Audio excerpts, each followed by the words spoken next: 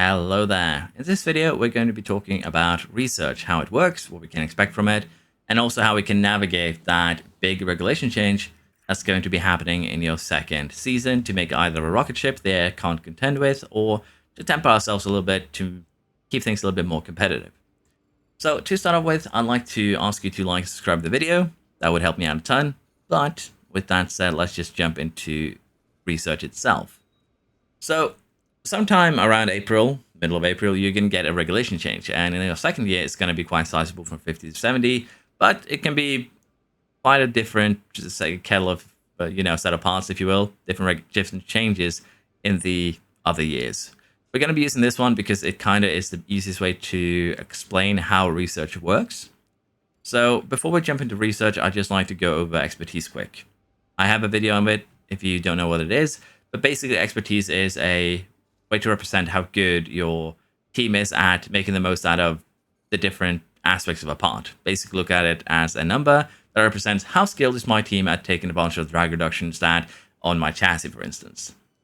The regulation change is going to lower that by percentage points. In other words, if we say have 60 out of 100 for drag reduction, we're going to be losing 55% out of that 60 from the regulation change, which means that we end up somewhere around 30. That's not good. We're losing a lot of performance that way. Expertise is going to represent about 80% of your car's performance, so it's quite a huge loss. Now, with that minor understanding of expertise, we're going to go ahead and take a look at designs versus research. The way that designs work is that you get a daily expertise gain, which is actually the same for research, but that daily expertise gain is directly added to your current expertise levels, which means that you can generally, whenever you make a new design, which we will take a quick look at here, expect at least some minor improvement from one design to the next because of that daily gain.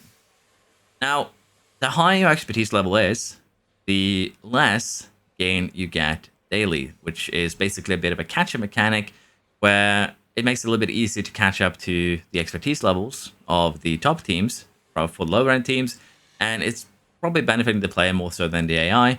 But basically, the lower your expertise levels are, the quicker it goes back up. Now, for research, it works a little bit differently. For research, we also gain expertise daily, but research takes into account that we've had a regulation change this year. And since the expertise from research gets added at the end of the year, rather than immediately, the way that research works here, to be blunt, is that we've already lost the 55% expertise, which means that, as you can see here, we're now down to below 30 to even 25% for most of these components.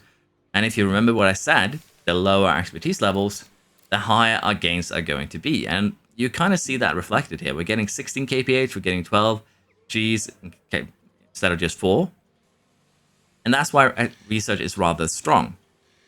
Any part that has a regulation change, research is going to be your best bet for getting back that expertise in a timely manner. That is basically the difference. Design add expertise immediately, and also you're going to be losing some of that design expertise gained because, well, it's get added to your current season. This loss occurs at the end of the season, but for research, again, it already has, which is a little bit confusing, I think. So if I'm unclear, please ask questions. I've been a little bit slow at responding lately, but I've just been busy. I'll try and be a little bit quicker for this one. Other than that, though, there isn't really too much to say about research. You can still use your sliders, and you can actually see the number here, how expertise changes. If we put, say, one part up, it's going to get almost 5% gained. If we keep everything equal, about equal gains across the board. But again, you kind of see here that what we have the least expertise in is getting the most gain. So again, you can move your expertise around as you see fit, and this means that for research too, you can actually move the sliders in a manner where you can take advantage of the strengths of the part. For chassis, that's going to be drag reduction airflow. For your front wing, low speed and airflow front. For your rear wing, drag reduction DRS, medium speed. For your side pods, your cooling, your airflow middle, and your drag reduction if you need speed. For your underfloor, mainly just your cornering with a emphasis on high speed. And for your suspension, tire preservation, airflow front, low speed cornering, and also drag reduction. So you can actually kind of focus these things And as such, you're going to be able to already get a higher boost in the things that matter. And of course, you can amplify this boost by using your CFD time. Generally, using your CFD time for research is going to be a better payoff than using your CFD time for the science, if that makes sense. So you can kind of see it here that with the CFD that we invested now, these gains are massive. We're gaining 15% track reduction with this. That's not a low number. We're going from 27 to almost 45. And same for tire preservation, same for airflow front, and actually same for low speed. So you can kind of get an idea of just how strong CFD time is for research. Now, in terms of dealing with the big regulation change, there is two choices you have. And that is basically the second your research window opens, just do as much research as you want, or do what the AI does. Now, we're going to go into that as well, but basically the way the AI does their design and research doesn't change from the first to the second year. They'll still spend about a third of their development budget, if you will, on research, 2/3 on design. So for every research project the AI does, they'll do 2 designs, and that is limiting their, their performance, if you will, limiting how much research they do. And since they also keep all their sliders in the middle, they aren't really maximizing cornering, they aren't maximizing anything.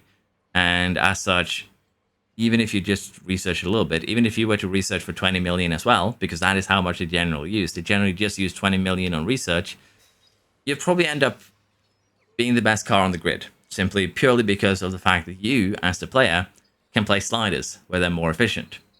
So do keep that in mind. But generally here, I would recommend for keeping up with the AI, spend as much money as them, and try and limit your slider placement a little bit. Maybe minimize one, maximize one. Make some choices there. And what I mean by this is very simple. Let's say that we have our rear wing. If we only are allowed to minimize one and maximize one, let's say we want to maximize this, we want to sacrifice this. Sorry, that is a design, not a research. So the way that I would do it, if you want to keep up with the AI, let's say we're allowed to maximize one, minimize one, and we keep the remaining 4 in the middle. That's going to keep our gains similar to the AI. We're still going to have a little bit of an edge because, of course, we are maximizing one of the stats. But as long as we're spending as much money as the AI, that's not going to be a huge gain. We're basically going to be getting close to their level, maybe overtake a couple of cars, but they're still going to be competitive. So again, to be competitive in the big regulation change season, using 20 million for your research should be perfectly fine.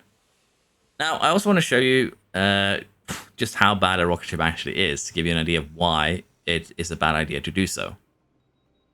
So here we are at the end of the 25 regulation change season, and in this one, we have spent basically as much money as we could on fighting regulation changes. And if we take a look at it here, we can see that our gains are pretty good. We can have our gains on the left, we have our losses on the right.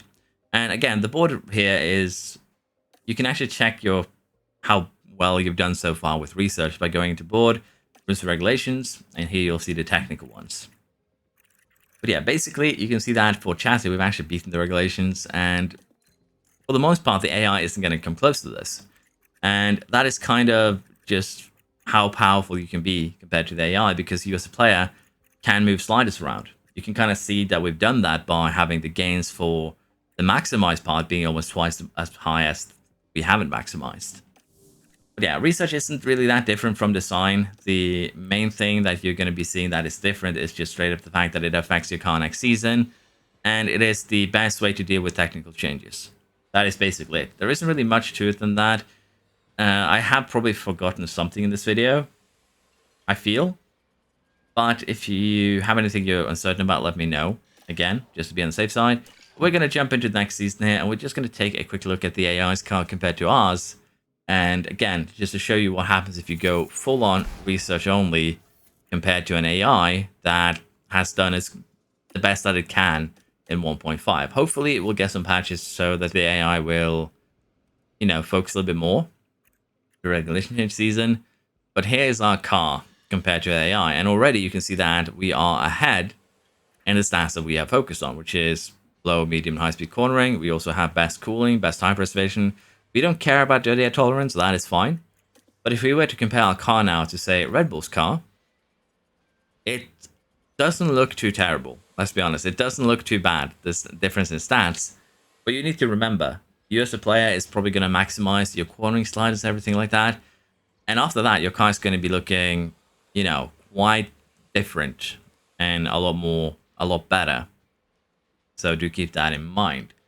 Now, as I said, if you want to have your car be a little bit more, the AI rather be a little bit more competitive, limit yourself to about 20 million spending, limit yourself with your slider usage, and you'll generally be fine. If you want to catch up a little bit more to the AI, again, limit yourself to 20 million, use sliders as you see fit. The research that we did this year for this save accounts to about 32 million. So it's not a lot more than that 20 million. So you might think that, it's just a little bit more. It's not a big deal. It definitely is. Like, even 25 million is going to give you a huge advantage over the AI. And also, the CFD and wind tunnel time. You can have 5 full CFD and wind tunnel projects, or rather periods, into your research. And that is huge. So do keep that too in mind. Yeah, there isn't really too much more about it than that. Big regulation change. Just research as much as you can, really. There's no secret here. There's nothing special to do. It's just do as much research as your team allows you to. And what I mean by this is that if you go into your board, you go board confidence, you have a look at your season objective. If you're above your season objective and you don't think you're going to lose it, that is when you are absolutely safe to just do as much research as you want. If your board wants, say, 3rd and you're running 2nd, start doing research. If your board wants 9th and you're running 7th, start doing research.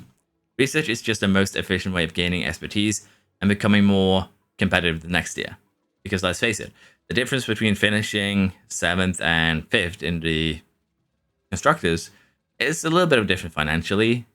But honestly, I'd rather finish 7th because you get more CFD time, which means more expertise gain, which means bigger leaps. So finish as low as your board allows you to, research, and you'll generally be fine. And again, if there's something that has been unclear or something that I should have gone a little bit deeper into in this video, please let me know and I might sit down and make another one in the future. With that said though, hope this one explained a little bit about research for you. And thank you for watching. Hope to see you next time. Bye bye.